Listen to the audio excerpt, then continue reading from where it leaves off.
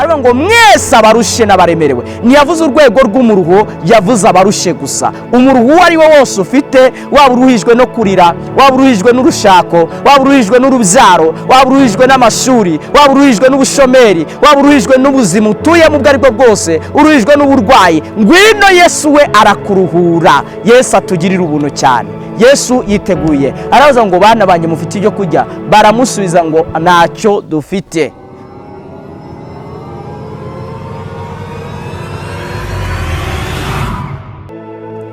Yesu ashimwe, Yesu ashimwe bene data bakunzi b'Isarura 12 TV.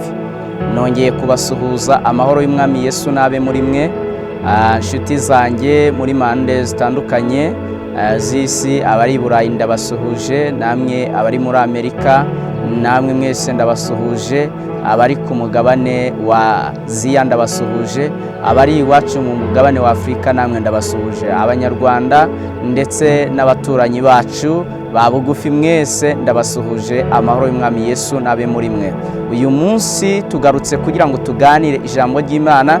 Ndabakunda mwebwe mwese mudukurikirana ku Isarura 12 TV, ndetse mukarushaho kugenda mutubwira yuko ijambo ry'Imana tubagezaho ribanezeza.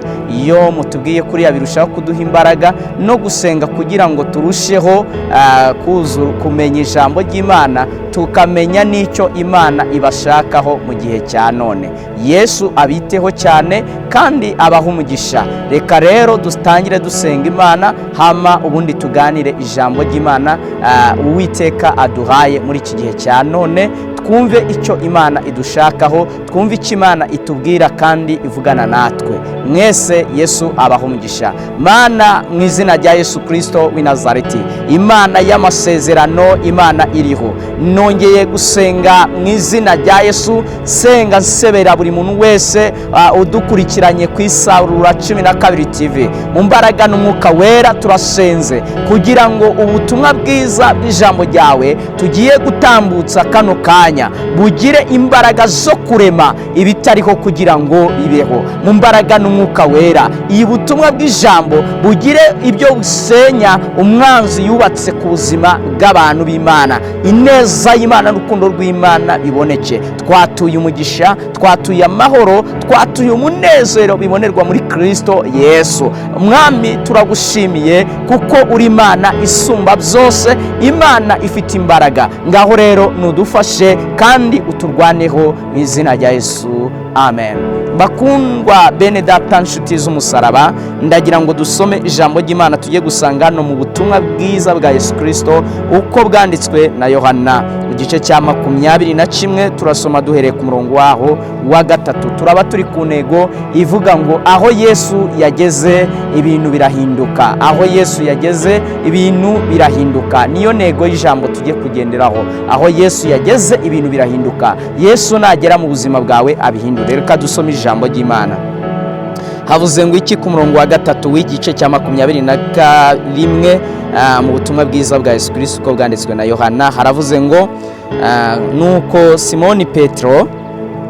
Simoni Petero arababwira ati ngiye kuroba. Baramubwira bati natwe turajyana nawe. Barahaguruka bikira mu bwato, ariko bakesha ijoro ari ntacyo bafashe. Umwami umuseke umaze gutambika, Yesu ahagarara mu kibaya cy'inyanja, ariko abigishwa ntibamenya ko ari we. Yesu arababaza ati yemwe bana banjye mufite icyo kurya? Baramusubiza bati ntacyo. Arababwira ati nimujugunye urushundura iburyo bw'ubwato murafata. Nuko bararujugunya, ntibaba bakibasha kurukurura kuko ifi zari nyinshi. Imana itugirire ubuntu cyane. Iri ni ryo jambo tugiye kuganiraho rivuga ngo aho Yesu yageze ibintu bigira gute? Birahinduka. Mukundwa nshuti y'umusaraba, we uneze amatwi kandi unkurikiye, ntabwo nzi ubuzima uhagazemo, ariko nagira ngo utangarize ngo aho Yesu ari cyangwa se yageze ibintu bigira gute? Birahinduka. Aho Yesu ari cyangwa se yageze ibintu birahinduka, cyangwa ubuzima bugira gute? Burahinduka. Bibiliya itubwiye kuri aba bagabo n'abigishwa ba Yesu, ni za ntumwa 12. Bibiliya itubwira yuko iki gihe Yesu yari amaze gupfa, ariko yari amaze no kuzuka, kuko Yesu ne yaheranwe n'urupfu. Nagira ngo mbabwire ngo Yesu yavuye mu gituro. Ubwoba nibushire, niko bajya bakunda kuvuga. Ubwoba nibushire, Yesu yavuye mu gituro. Yesu ni muzima, ni mu buzima bugingo bwacu, ni mu buzima bwacu bwa buri munsi. Ni uhindura ibidahinduka, ni ukora ibikomeye ndetse bitarondoreka. Imana yabera itugirire ubuntu cyane. Mukundwa mwene data, wowe uneza amatwi uri mu mpande zitandukanye, nagira ngo ngutangarize ngo Yesu nagera mu buzima bwawe birahinduka. Yageze aho ababigishwa bari, ibintu birahinduka. Biritubwira ko bamaze gutandukanwa, Yesu yari amaze iminsi atakiri kumwe nabo, yarazutse, kuko akimara kuzuka ubuzima bwarahindutse. Uko yajya abana nabo ntabwo ariko byakomeje, ahubwo Yesu yabaye nk'utandukanwaho nabo, ariko kandi ni mu buryo bw'umubiri, ariko ubundi barahoranaga, yahoraga hafi yabo, ntiyabasigaga. Nawe nagira ngo ngutangarize, ushobora kuba ugira ngo hari Yesu yaragusize, ariko nagira ngo umbwire ngo ari mu bugufi bwawe. Ushobora guhura n'ibibazo, ugahura n'intambara, ugahura n'ibyago n'ingorane, ukagira ngo hari Yesu nari bugufi bw'ubuzima bwawe, ariko nagira ngo ngutangarize ngo arahari. Ariko kuko abantu bakunda kubona ibiri fizikare, ibihari bigaragara, nagira ngo umbwire ngo Yesu n'ubundi agiye kukwigaragariza, kugira ngo umenye ko ahari ari uhindura ibintu bidahinduka. Imana yabera itugirire ubuntu cyane. Mukundwa nshuti y'umusaraba, iki gihe abigishwa ba Yesu, Bibiliya itubwira ngo iki? Itubwira yuko bari bamaze kuba bari bonyine. Uwo bita Petero, muramuzi, Petero yari umugabo w'inyoza, wakundaga kugaragara mu magambo yo kubaza ibibazo byinshi, ndetse yari umugabo ukunda kuba umukurajeri, umunyembaraga, ariko kandi nanone yageze no mu gihe yatenebutse ryari. Iki gihe rero Petero amaze kubona ko Yesu atakiri kumwe nabo, yacitse intege. Amaze gucika intege, agumura bagenzi be babigishwa, arababwira ngo n'ubundi uwabaga bugufi bwacu, watugaburiraga, watumenyeraga ifunguro, nawe ugihari. N'ubundi none inzara itwiciye hano, none njyewe subiye mu mwuga wanjye. Hari igihe abantu bahura n'ibibazo n'ingorane, bagasubira mu byo bahozemo, bagasubira aho bahoze. Ariko nagira ngo utangarize mwene data, niwigirire nabi, Imana ninegurizwa izuru. Yesu ari bugufi bwawe, ari bugufi bwo kugutabara, ari bugufi bwo kukurengera. Niwigirire nabi, niwihemukire.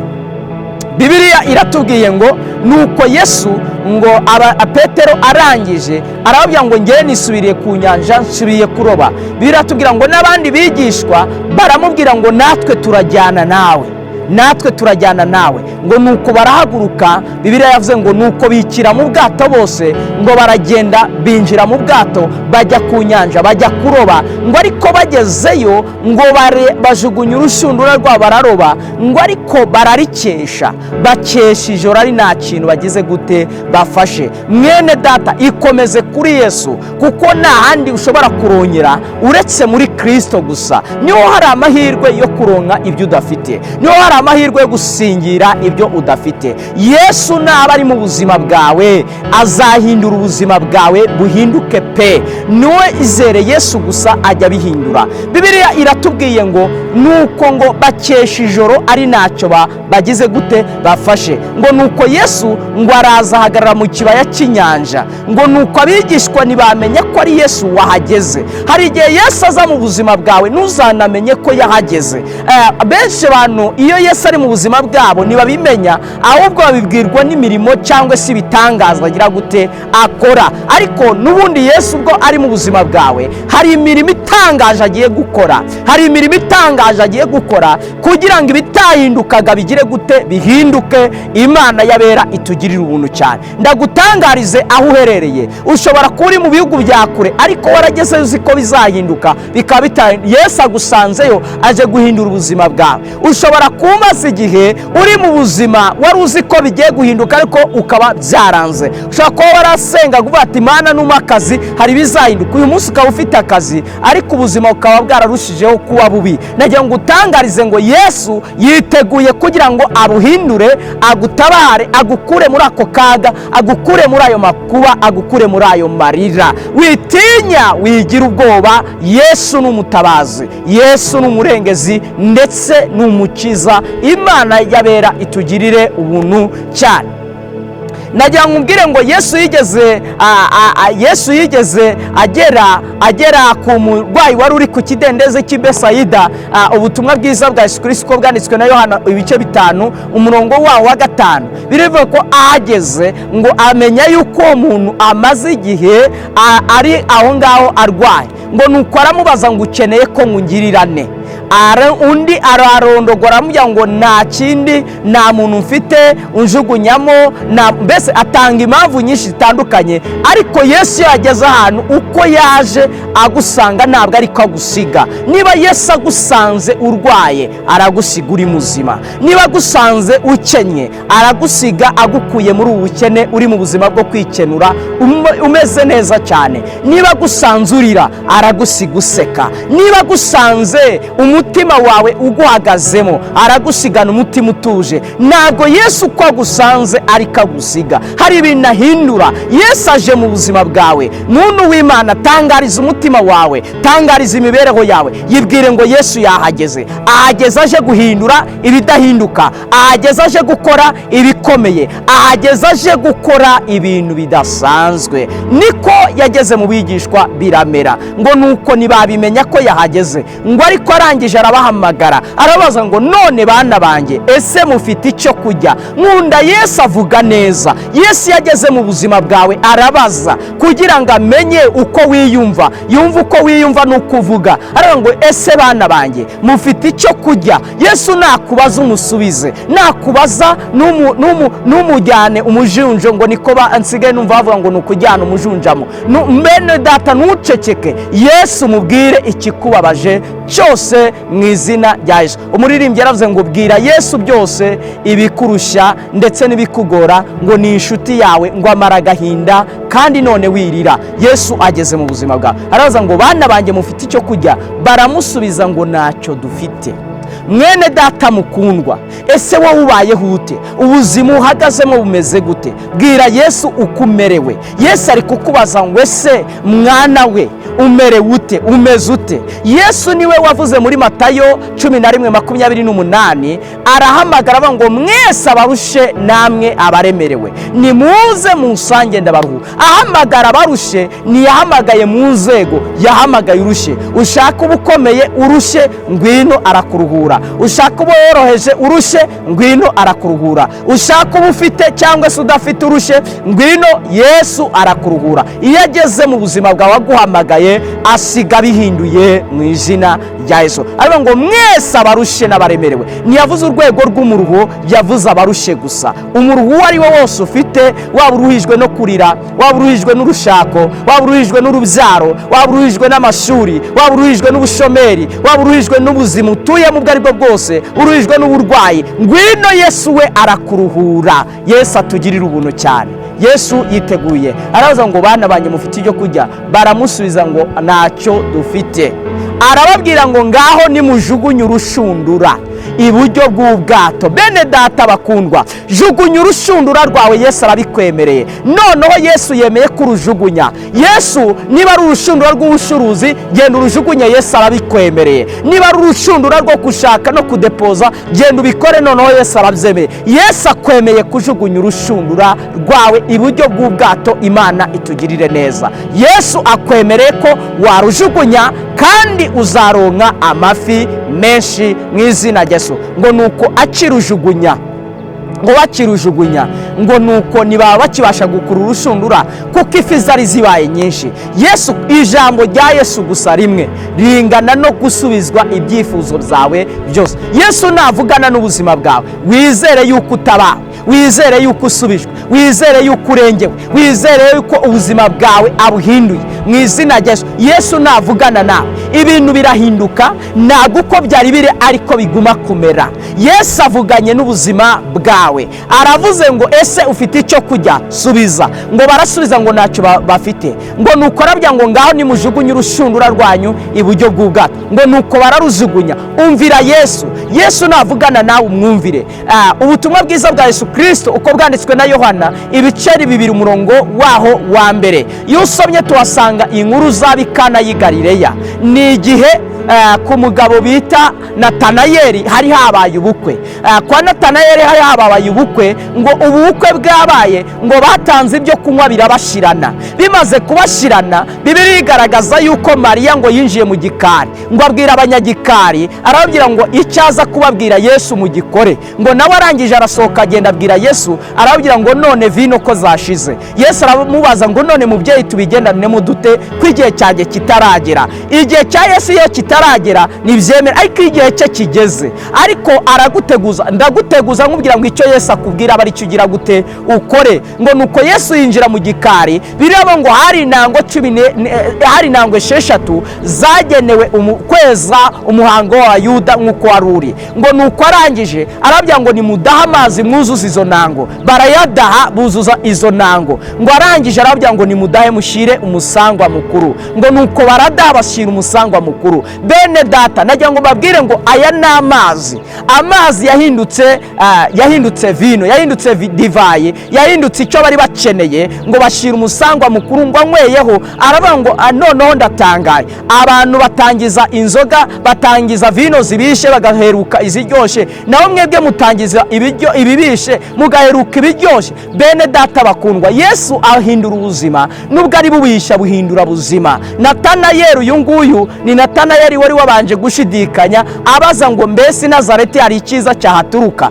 ariko icyiza cyakorewe iwe ubwo yahinduraga ibintu. Najya ngo mbwire ngo Yesu yageze mu buzima bwawe hari ibintu bihinduka. N'abigishwa yabagezeho ntacyo bafite birahinduka, arababwira ngo ngaho nimujugunye urushundura rwanyu iburyo. Ngo bakirujugunya bafata amafi menshi, niba bakibasha kurukurura kuko amafi yari menshi. Imana itugire neza. Ariko bari batari bakamenya ko Yesu yagize gute yahageze. None Yesu najya ngo utangarize ko Yesu arahageze, aje guhindura ibitahindukaga. Izina ry'Imana yacu nirihabwe icyubahiro. Mukundwa mwene data, nshuti y'umusaraba, witinya wikuka umutima. Yesu ahinduye ibyo bitahindukaga. Yesu akoze ibyo ngibyo wari umaze igihe utegereje bidakorekeka. Yesu aje kubihindura. Ngo nuko abigishwa be ngo barangije ngo barabimenya, ngo wa mwigishwa we Yesu yakundaga ngo amenye neza yuko ari Yesu. Ngo abwira Simoni Petero, aramubwira ngo Petero, noneho